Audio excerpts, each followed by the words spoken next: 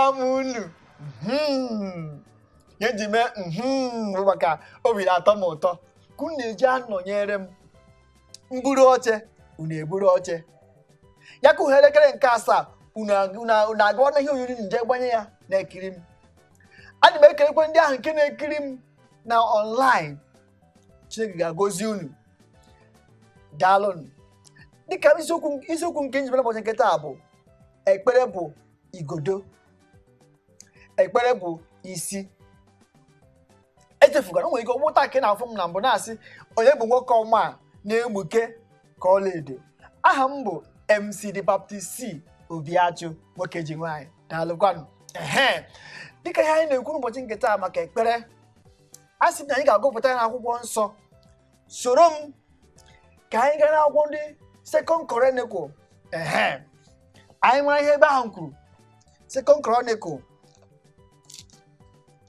isi nke 7 amaokwu nke 14. Soro m ka anyị gaa ebe ahụ. Biko mepee akwụkwọ nsọ gị dịka m na-agụ ka ị na-ele anya. Aga m agụpụta ya n'olu ndị bekee, kọwazire gị ya n'asụsụ anyị bụ ezigbo asụsụ Igbo. Isi nke 14 wee sị, if my people which are called by my name shall humble themselves and pray and seek my face and turn from their wicked ways, I will forgive their sin and will heal their land. Ihe ebe ahụ kwuru. Ọ sị ya bụ na ndị nke m ga-ekpe ekpere ma chọọ iru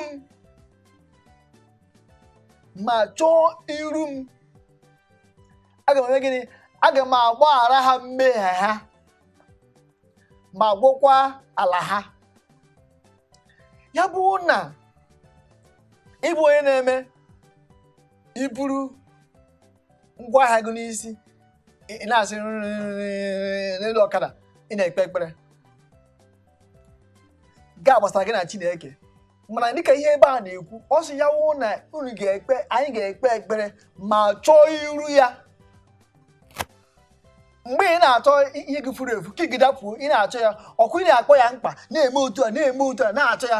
Ọwụ ị nọ elu ọkada na-apụ, ị na-achọ ka igụ mere ndafu. Mba, ihe enwe ha agụ focus, jikọta onwe na-achọ ka ịchọta ihe ha furu efu. Ebe a na-akọwa ya bụrụ na ị ga-ekpe ekpere ma chọọ iru Chineke, ọ ga-eme gịnị? Ọ ga-agbaghara gị mmehie gị ahụ. Ya bụrụ na mmehie gị abụghị ihe emere mgbaghara, ị ga-abụ onye nwere ego. Agbaghara gị mmehie gị, ahụike ga-abụ nke gị. Agbaghara gị mmehie gị, anya ga na-ekwe ọrịa ga-ebiri gị na-ekwe ọrịre. Ihe a bụ gịnị? Ụkpụrụ nke Chineke. Ihe ọzọ anyị ga-elebakọ anya bụ kedu ihe bụ na m ga-ekpere ekpere? Why should I pray? Why should I pray? Kedu ihe mere na m ga-ekpere ekpere? Ọ bụ iwu? Tupu nsa ga ajụjụ a, biko ọ ga-amasị m ka ị soro m ka anyị gaa obere ezumike. Anyị chi ya ịmata uru ọ bụla na ị ga-ekpere ekpere. Soro m ka anyị gaa.